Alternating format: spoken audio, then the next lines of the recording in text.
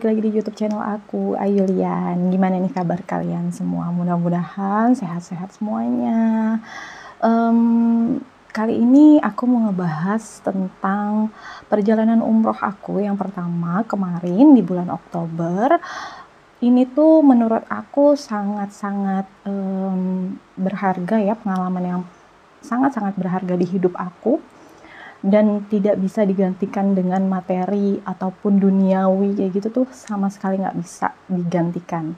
Mau tahu ceritanya yang lengkapnya itu perjalanan umroh aku, dan mungkin dari judul YouTube aku tuh udah ketahuan ya, karena kali ini aku tuh bukan mau ngebahas tentang selama 9 hari aku di sana kemana aja, itu enggak. Aku lebih mau ngebahas tentang apa sih yang aku dapetin di sana.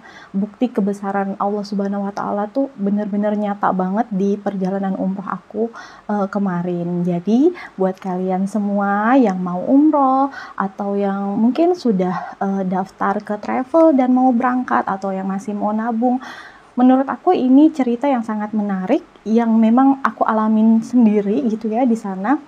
Jadi buat kalian semua nontonnya tuh jangan di skip-skip sampai selesai. Mungkin ini akan panjang ceritanya karena aku akan coba mengingat dari awal perjalanan umroh aku tuh prosesnya seperti apa. Nah, jadi aku akan buat video ini itu kalau misalnya memang durasinya panjang, aku akan bagi menjadi beberapa part biar kalian semua juga bisa nonton dari awal sampai aku berada di sana itu bagaimana sih perjuangannya, apakah ada cerita-cerita yang menurut orang-orang di sana itu apa yang kita lakukan sehari-hari di tanah air gitu, apa iya sih akan dibalas di sana.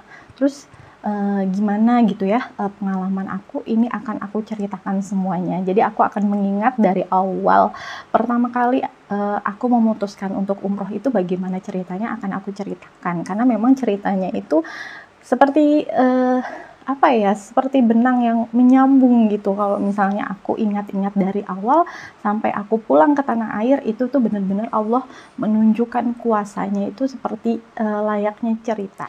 Oke, jadi pertama aku mau ceritain gimana sih awalnya kok bisa langsung memutuskan untuk umroh di tahun 2022 ini.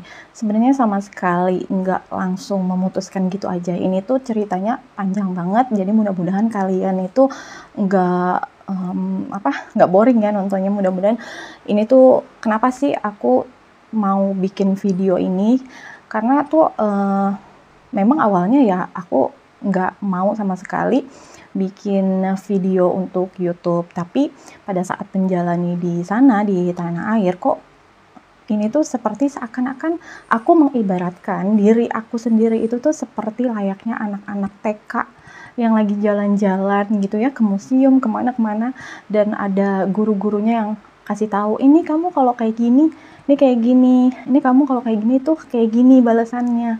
Itu tuh sama halnya seperti anak-anak yang lagi study tour gitu loh aku rasanya.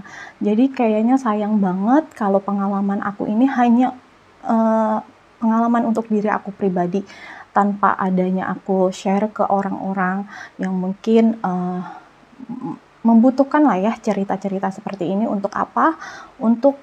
Untuk mencas iman sih sebenarnya. Kalau untuk sesama muslim ya, cerita-cerita seperti ini tuh, apalagi ini bukan cerita karena aku mengalami sendiri, bentuk pengalaman aku pribadi selama di tanah suci itu seperti apa. Jadi aku niatkan memang dari sana aku harus bikin konten ini. Jadi bukan mau biar YouTube gue jalan atau gimana, enggak.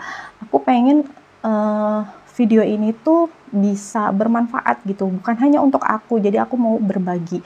Nanti di akhir cerita akan ketahuan sih kenapa akhirnya aku bikin naikkan gitu ya cerita ini di konten YouTube aku. Oke, mungkin banyak kalian yang mendengar kalimat ya yang bilang ibadah umroh atau haji itu tidak tertuju oleh satu materi gitu ya. Jadi kalau misalnya yang ada uang itu baru bisa nih haji atau umroh, itu sama sekali enggak. Kenapa aku bisa bilang kayak gitu? Karena aku ngalamin sendiri. Ya memang kita bayar ke travel tuh pakai uang, bukan pakai daun gitu kan. Memang, tapi aku tuh merasakan bahkan lebih ke arah kalau memang Allah sudah memanggil, nama kita itu dipanggil sebagai tamu. Kalau memang sudah dipanggil, ya kita udah nggak bisa lagi menolak gitu. Tapi kalau misalnya memang belum dipanggil, kita punya uang sebanyak apapun, itu pasti ada aja halangannya, dan itu terjadi. Jadi aku mau cerita sedikit. Aku ini punya tabungan yang memang diniatkan untuk umroh itu dari anak pertamaku itu usia bayi kurang dari 6 bulan. Bisa dibayangin nggak? Aku pegang uangnya, uang umroh tersebut, memang uangnya itu berbentuk dolar, karena beberapa kali suami aku pernah kerja keluar dan dibayarnya itu pakai dolar. Jadi suami aku tuh tidak mau menukarkan uang itu dengan rupiah, karena biasanya kalau rupiah itu ya habis gitu aja gitu kan. Jadi memang dolar itu disimpan dari anak kami kurang dari 6 bulan. Itu suami aku bilang, ini ditabung untuk kita umroh. Memang nominalnya pada saat kita tukarkan ke rupiah, kemarin pada saat kita berangkat itu 30 juta. Jadi mungkin hanya untuk satu orang. Tapi itu memang sudah diniatkan untuk umroh. Jadi aku pun tidak mau juga memakai uang itu untuk apapun gitu. Jadi uang itu aku pegang dari anak aku kurang dari 6 bulan, dan kemarin berangkat anak aku yang pertama itu usia 6 tahun lebih. Bisa dibayangin nggak? Mungkin pada saat itu, kalau misalnya memang teorinya itu teori manusia yang punya uang itu bisa berangkat, itu mungkin pada saat itu bisa berangkat, karena kita juga jujur punya tabungan yang memang di luar dari uang dolar itu. Tapi apakah aku dan suami aku berangkat pada saat usia anak aku kurang dari 6 bulan? Itu kan enggak. Kita enggak berangkat. Dari situ aku tuh mulai berpikir gitu. Oh, jadi pemikiran aku, kalau dulu pemikiran aku tuh gini, itu orang uangnya banyak, sering keluar negeri, bolak-balik liburan ke luar negeri, tapi belum pernah ibadah umroh atau bahkan haji tuh sama sekali belum pernah menapakkan kakinya ke tanah suci gitu. Sayang banget ya, menghambur-hamburkan uang untuk duniawi. Pikiran aku sebagai manusia biasa itu normal, atau mungkin bahkan orang memikirkan sesuatu kayak pikiran aku itu ke diri aku sendiri, mungkin juga ada gitu. Tapi pada saat aku menjalani ibadah ini tuh bener-bener kayak ngebuka mata aku, ngebuka hati aku, kalau ibadah ini tuh bukan perkara uang, bukan perkara materi, tapi perkara di mana tanggal tersebut nama kita dipanggil sama Allah. Jadi aku ingat banget pada saat anak aku bayi itu, kita cuma pegang-pegang uang aja, tapi kita nggak ada berangkat gitu kan. Sampai akhirnya pada saat bulan puasa tahun ini, tahun 2022 bulan puasa, aku ingat banget, aku lagi mau buka puasa nih sama suami aku. Kebetulan itu weekend karena ada suami aku. Lagi mau buka puasa, tiba-tiba ada WhatsApp masuk ke handphone aku. Itu dari tetangga aku, tapi dia tidak menempati rumah di sini gitu. Jadi rumahnya itu cuma untuk weekend doang. Itu tuh isi WhatsApp-nya kayak gini. Assalamualaikum Bunda Aila, mohon maaf kalau misalnya aku bertanya kayak gini ya. Apakah Bunda Aila itu sudah pernah haji atau umroh? Aku kaget pada saat itu baca WhatsApp itu. Kok nanyanya kayak gini ya? Kenapa gitu kan? Aku sempat terdiam dulu. Diam.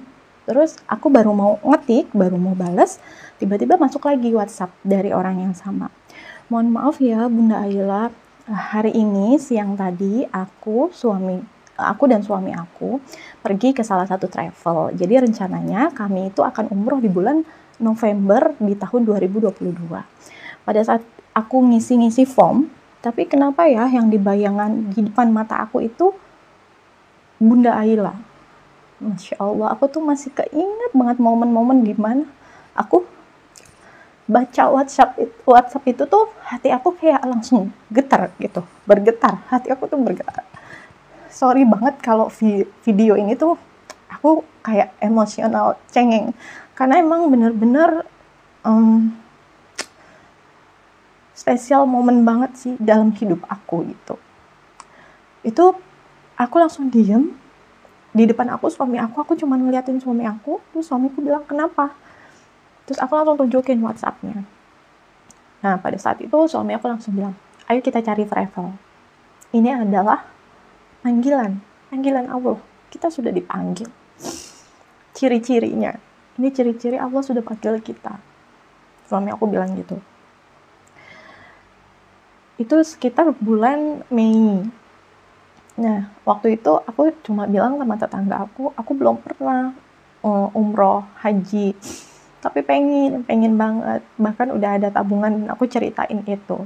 Terus kata tetangga aku, ayo bun, daftar ke travel, mau bareng sama aku di November juga nggak apa-apa gitu. Cuma pikiran aku pada saat itu, lagi-lagi kita sudah dikodein sama Allah lewat orang lain gitu ya, lewat manusia lain yang mengingatkan aku gitu. Tapi lagi-lagi manusiawi sekali ya. Tiba-tiba setelah lebaran itu ART aku memutuskan untuk keluar setelah bekerja sama aku tuh lama ya gitu. Di situ aku mikir, gimana aku bisa ibadah? Sementara anak aku yang kecil itu nggak pernah yang namanya aku tinggal. Nah, sebelum lebaran itu aku tuh ada apa ya?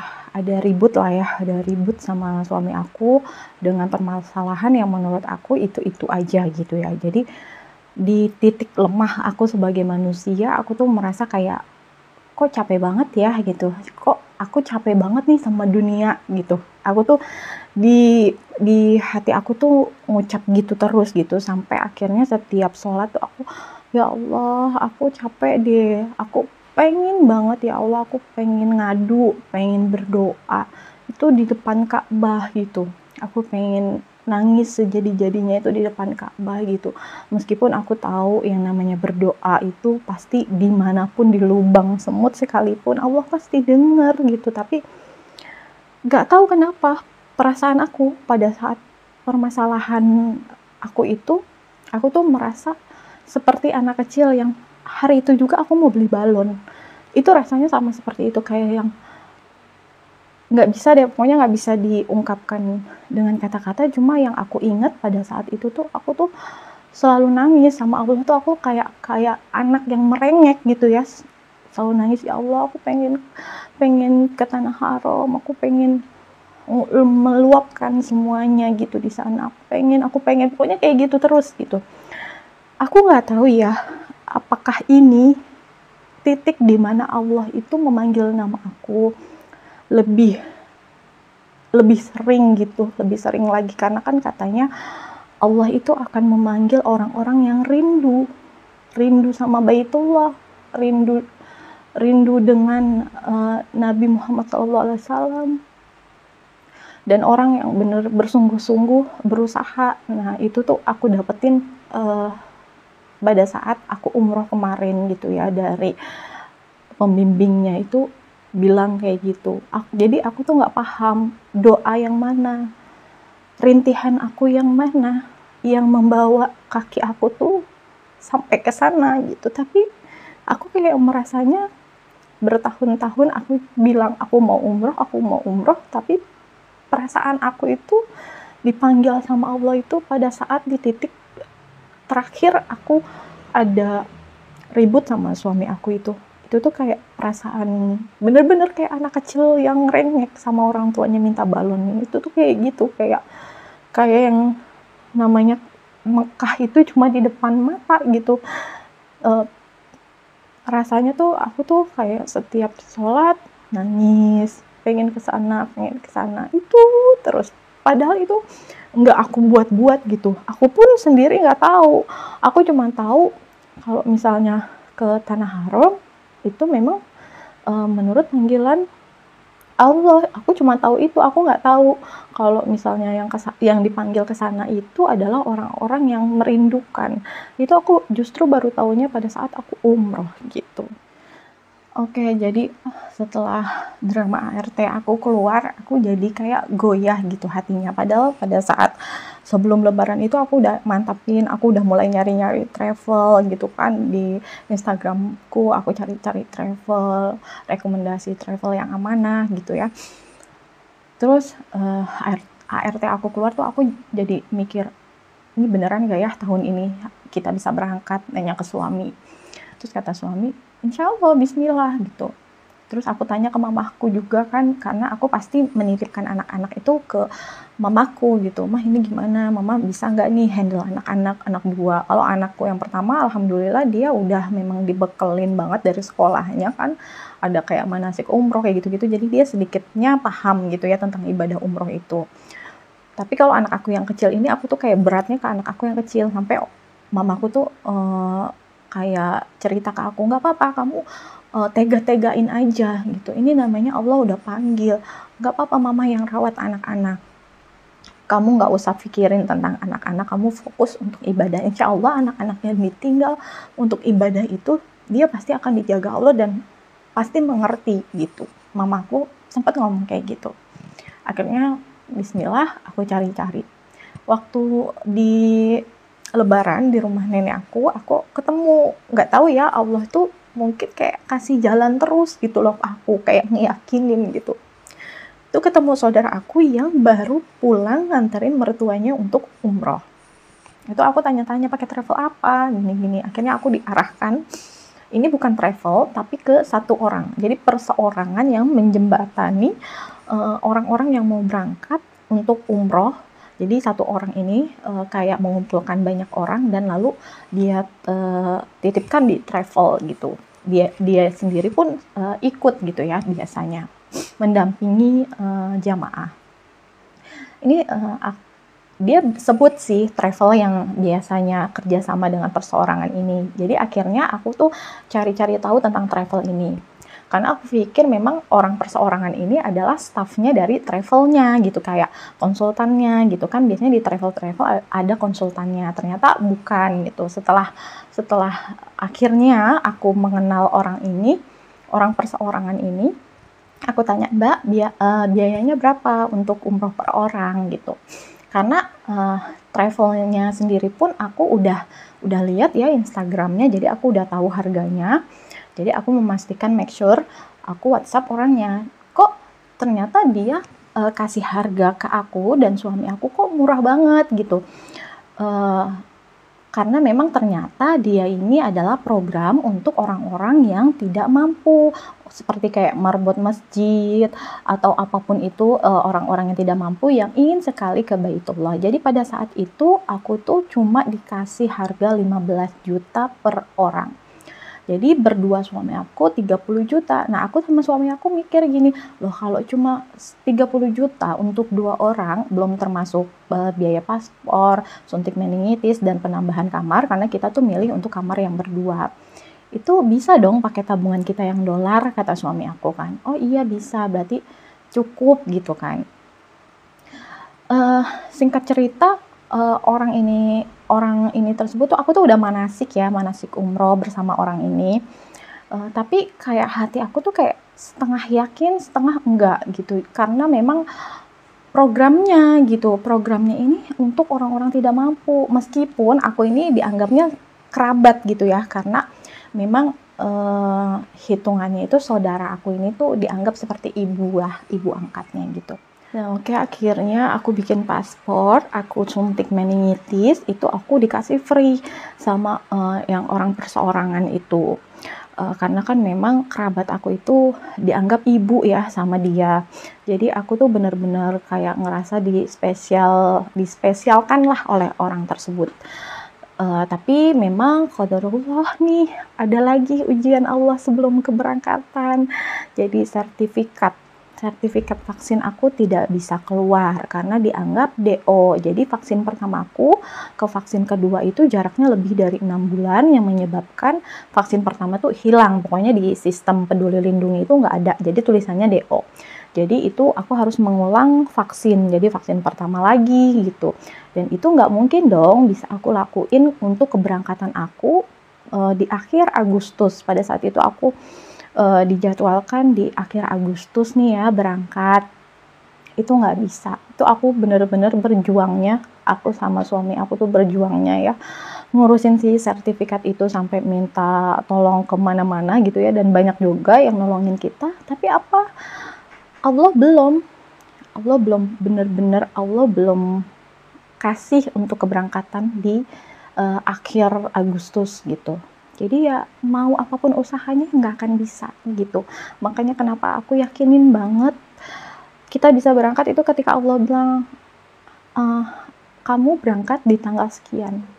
Itu udah pasti berangkat. Tapi kalau misalnya kita punya uang bayar ke travel tapi Allah belum kasih, itu pasti ada aja gitu ya ujiannya gitu ya, dan memang tidak bisa berangkat gitu. Jadi kita nggak bisa yang namanya memaksa kehendak kita sendiri, karena kita itu di sana cuma tamu gitu. Yang punya kuasa siapa? Allah gitu. Jadi benar-benar materi itu nggak ada apa-apanya dalam ibadah umroh sama haji itu. Aku merasakan betul memang gitu. Jadi bukan cuma sekedar omongan-omongan ustadz doang, yang kalau misalnya mau berangkat itu dipanggil sama Allah, kalau punya uang mah berangkat aja. Enggak, emang aku tuh ngerasain gitu. Jadi aku wajib banget nge-share ini ke semuanya. Jadi pantaskan diri sebelum berangkat itu penting. Terus kalau misalnya memang Allah kasih jalan, kita udah bayar kayak apa, ada aja jalannya kita gagal berangkat, berarti Allah masih pengen yang lebih. Pengen lebih apa? Pengen kita tuh belajar kita tuh kesana tuh mau kemana? Mau ke Ka'bah. Di sekeliling Ka'bah itu ada apa aja? Kenapa di sini ada makom Ibrahim? Makom Ibrahim itu dalamnya apa semuanya itu harus belajar gitu. Jadi sama halnya seperti kita mau destinasi ke mungkin ke luar kota, ke luar negeri, kita kan pasti udah punya gitu, kita mau kemana, di sana tuh tempatnya apa gitu. Apalagi kita mau ke sana gitu, ke tanah haram. Jadi menurut aku penundaan umroh aku kemarin itu sangat istimewa untuk aku gitu. Awalnya aku marah, aku kecewa gitu, karena dari 4 orang yang berangkat, aku, suami aku, dan suami aku tuh membawa teman kantornya bersama istrinya. Jadi kita 4 orang nih mau berangkat akhir Agustus. Udah bayar nih, paspor udah ada, semuanya udah lengkap. Suntik meningitis alhamdulillah kita dapat. Sebelum meningitisnya itu sempat susah ya dicari, kita udah suntik gitu. Ternyata sertifikat aku belum masalah gitu. Jadi otomatis suami aku juga nggak bisa nih berangkat sendiri, karena kita rencananya memang ngambil hotel yang satu kamar berdua gitu kan. Jadi singkat cerita, sertifikat ini tuh bikin Allah tuh kasih aku tuh belajar ikhlas, belajar bener-bener sabar, karena ngadepin orang-orang yang ngurusin sertifikat aku ini tuh bener-bener harus 2 itu, kalau enggak udah stres sendiri gitu. Sampai setiap habis sholat tuh aku, waktu awal-awalnya gitu ya, hati aku bergejolak, ya Allah ini kenapa cuma aku sendiri di antara 4 orang ini yang sertifikatnya nggak bisa, kenapa aku nggak diizinin untuk berangkat bareng-bareng rombongan aku di akhir Agustus, ya Allah kenapa? Aku udah sampai rela minum obat penunda head, karena aku memang headnya tuh di akhir bulan, sampai muka aku tuh iritasi, rusak lah gitu ya, perkara minum obat itu yang tiap hari jamnya harus sama. Aku udah ikhtiar itu ya Allah. Nah jadi singkat cerita, perjalanan di akhir Agustus itu aku nggak bisa ikut, karena memang sertifikat aku belum keluar sama sekali. Jadi 2 orang teman aku suruh duluan aja, nggak apa-apa, nggak usah nungguin aku sama suami aku, karena aku kan nggak enak ya, kita udah ngajak orang tapi orang itu tuh nggak bisa berangkat karena permasalahan sertifikat aku gitu. Jadi aku suruh dia berangkat duluan. Akhirnya mereka udah packing yang 2 orang ini, dan aku memutuskan untuk ya udahlah, aku tuh udah berserah gitu sama Allah. Sampai aku tuh yang tadinya berdoa, ya Allah aku mau berangkat Agustus, ya Allah aku mau berangkat Agustus, itu tuh doanya udah beda lagi. Ya Allah, terserah Allah mau kasih tanggal berapapun aku untuk berangkat, aku terima ya Allah. Aku nggak mau paksa-paksa lagi, karena aku hanya tamu. Udah sampai ikhlas yang seperti itu lagi setiap habis sholat gitu. Akhirnya teman-teman aku, satu kloter aku itu tidak ada yang berangkat sama sekali. itu nggak tahu ya, Allah itu ibaratnya menguatkan aku dengan cara itu atau bagaimana gitu, tapi mereka nggak ada yang berangkat karena ternyata perseorangannya ini ada punya masalah inti ya di tim mereka gitu, jadi memutuskan di reschedule gitu keberangkatannya gitu. Nah, karena itu udah mepet banget, udah bulan Agustus akhir, suami aku juga bilang, ini kita paling lambat berangkat tuh harus Oktober, karena aku kalau akhir tahun itu, tahu sendiri kan di kantor-kantor tuh ribet gitu ya. Jadi, aku istikharah, sholat. Ya Allah, apakah aku masih tetap harus bersama orang yang perseorangan ini, atau aku harus keluar dan mencari travel lain gitu, jadi langsung ke travel gitu. Akhirnya pada saat sholat istikharah aku mendapat jawaban langsung ke travel gitu. Itu kalau misalnya mimpinya aku ceritakan juga merinding banget sih, tapi aku nggak mungkin ceritakan di sini ya, karena memang ini aku menjaga nama baik si perseorangan ini, bagaimanapun dia udah menjembatani aku dan suami aku juga gitu. Akhirnya kita memilih refund, jadi pengembalian uang. Jadi uang yang 4 orang ini yang sudah disetorkan ke perseorangan ini kita minta dikembalikan gitu. Alhamdulillah masih rezeki kami karena banyak juga ya orang-orang yang ditipu oleh oknum-oknum untuk ibadah seperti ini gitu. Akhirnya uangnya itu dikembalikan ke kami. Pada saat itu juga weekend aku dan suami langsung ke travel yang kemarin aku pakai gitu ya. Jadi kita langsung DP untuk mencari tanggal gitu, karena kalau misalnya DP kan udah pasti kita dapet slotnya gitu. Waktu pas kita cari-cari tanggal itu tuh di awal September, kita ke travel itu ada di akhir September.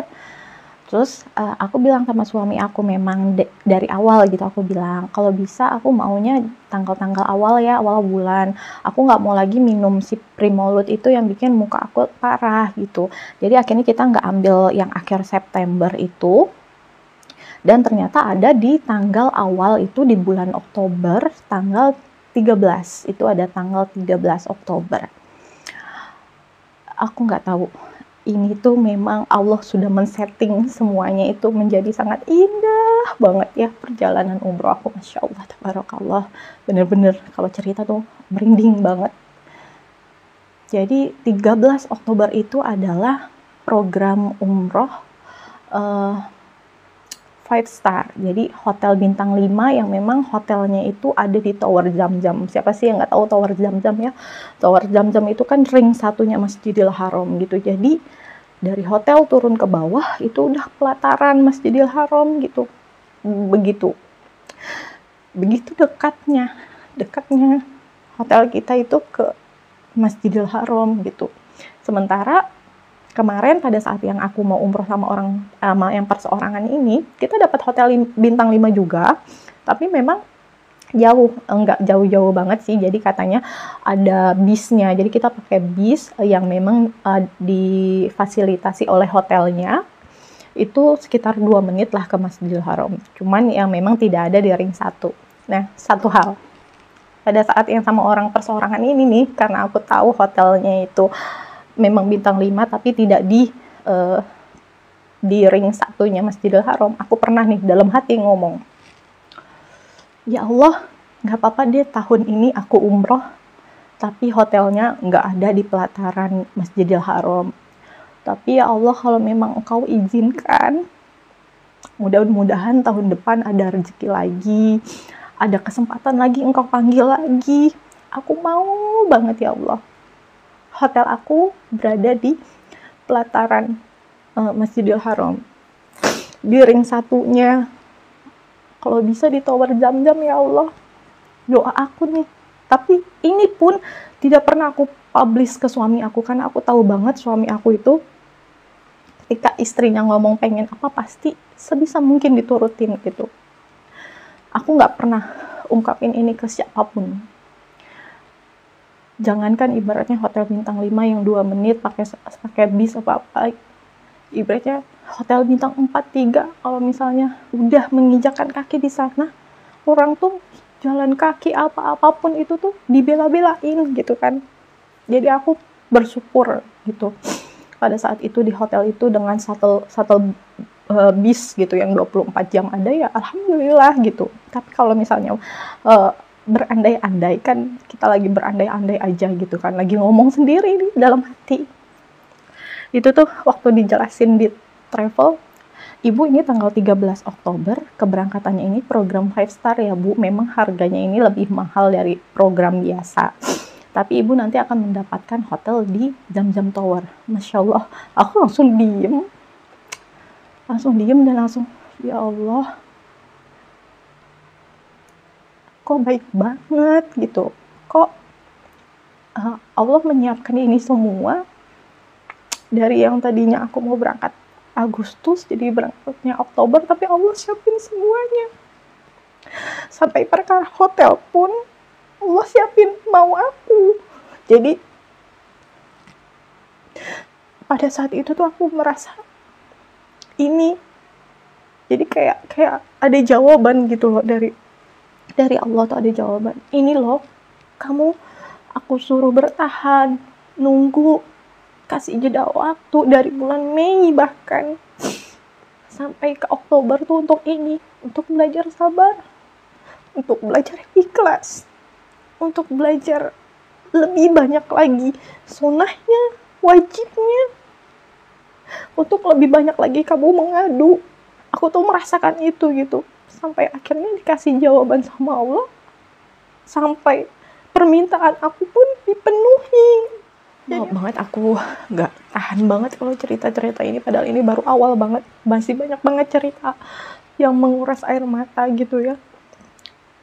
Jadi itu ya, singkat cerita, aku berangkat di tanggal 13 Oktober. Apakah ujiannya selesai sampai di situ? Enggak.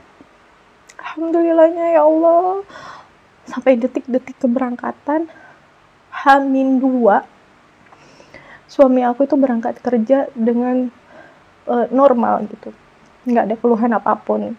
Terus ketika di kantor tiba-tiba dia WhatsApp, kok badan aku anget ya. Akhirnya aku suruh pulang karena ini udah H-2 keberangkatan gitu, ayo pulang istirahat aja. Akhirnya dia pulang, tuh memang badannya anget gitu, sampai 40 suhunya. Aku tuh sampai kepikiran, ya Allah, udah mau dua hari lagi nih sebelum keberangkatan nih, gimana gitu. Suami aku tuh orang yang susah untuk diajak berobat. Sampai akhirnya mungkin dia pikir juga kan, takutnya nggak lolos gitu kalau misalnya dicek suhu gitu. Akhirnya mau, tapi tadinya awalnya kita ke klinik dulu. Dipikir kita kalau di klinik itu tuh bisa untuk infus aja gitu, jadi untuk nggak rawat inap gitu kan, karena waktunya itu udah mepet banget. Akhirnya di situ di klinik yang asuransi kita tuh nggak ada untuk infus, jadi hanya untuk berobat aja. Jadi diarahin, nggak usah di rumah sakit Pak, takutnya di rumah sakit itu nanti Bapak malah dirawat, karena kan kita ngomong nih kita mau umroh, jadi kita cuma dibekalin obat dan dikasih kayak saran, ini Bapak harusnya diinfus untuk vitamin, terus infus untuk meredakan demamnya gitu. Akhirnya kita ke klinik yang biasanya keluarga aku itu untuk infus aja langsung pulang gitu. Terus akhirnya di sana dicek lab juga suami aku, ternyata dia tipes gitu ya, penyakitnya tipes. Terus abis itu setelah diinfus 2 botol, kita pulang malamnya kita istirahat. Istirahat itu besok paginya kita harus ke bandara jam 11 dari rumah, karena memang pesawat itu kita berangkat sekitar jam 6:30 malam, tapi di travel aku itu jam 1 siangnya memang sudah harus berkumpul di bandara. Jadi di salah satu hotel gitu, kita titik kumpulnya di sana gitu. Jadi dari rumah prepare berangkat jam 11. Nah, malamnya itu subuhnya itu ketika aku mau bangun, mau sholat subuh, di pikiran aku tuh mau ada beberapa yang mau aku packing lagi, terus aku juga masih nyuci ya, mau jemurin gitu kan. Itu badan aku anget. Terus aku bilang sama suami aku, kok badan aku anget ya. Memang pada saat suami aku sakit tuh aku kurang tidur, karena aku harus bolak-balik ke kamar anak, ke kamar aku gitu ya, ngecekin mereka gitu. Itu kayaknya aku kurang tidur. Terus subuh juga itu habis sholat subuh aku langsung ke klinik yang tempat suami aku infus juga, sampai dokternya itu karena dokternya belum berganti gitu, dokternya bilang, "Loh kok ibu gantian yang kesini?" gitu. "Iya badan aku anget dok," gitu. Akhirnya infus aja itu aku sampai jam 10 gitu. Dokternya bilang, infus ini karena kan aku infus paracetamol itu tuh memang efeknya hanya meredakan demam selama 6 jam. Tapi kalau misalnya badannya udah fit, udah kuat, itu ya nggak ada demam-demam lagi. Tapi memang kalau misalnya badannya belum fit banget ya akan terjadi perulangan demam. Jadi memang dikasih obat-obatan juga. Jadi aku buru-buru pulang, bener-bener di situ tuh aku kayak yang kuat sampai mertua aku bilang, "Kok Ayu darah aku itu tekanan darahnya tuh 60," sampai dokternya bingung. "Ibu yakin ibu bisa berangkat ibu? Tekanan darahnya cuma 60 loh bu, ini kelingannya kayak gimana?" "Bismillah," aku bilang. Itu bener-bener sampai mertua aku tuh bingung, kok aku bisa masih bisa jalan, masih bisa ngurusin packingan, karena semua packingan aku yang kerjain gitu kan, masih bisa ngurusin rumah gitu. Ya aku bener-bener kuat-kuatin banget sih, dari di Indonesia tuh udah aku kuat-kuatin. Jadi kita sampai bandara itu tuh masih yang kayak orang bingung, bener nih kita berangkat, bener nih masih ngeliatin bendera tuh pokoknya.